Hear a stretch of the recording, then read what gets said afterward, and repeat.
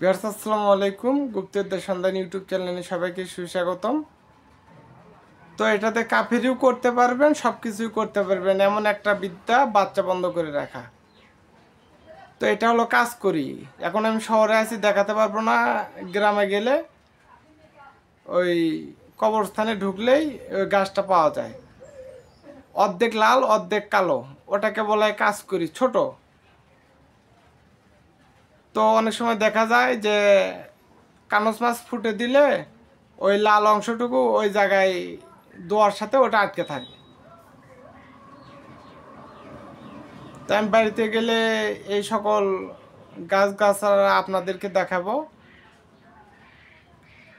তো আপনারা কি করবেন, যদি 1 বছর বাচ্চা না নেন তাহলে একটা খাবেন, যদি 2 বছর বাচ্চা না নেন তাহলে 2টা খাবেন, যদি 3 বছর বাচ্চা না নেন তাহলে 3টা খাবেন।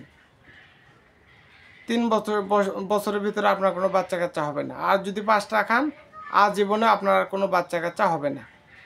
তো আপনারা বেইমানি কীভাবে করবেন আপনাদেরকে বলে দেই।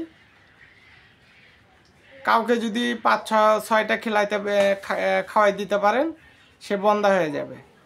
তারা আর কোনো দিন আজীবনেও তার বাচ্চা হবে না। তো আপনাদের কাছে জোরহাত অনুরোধ, শিখে রাখা ভালো।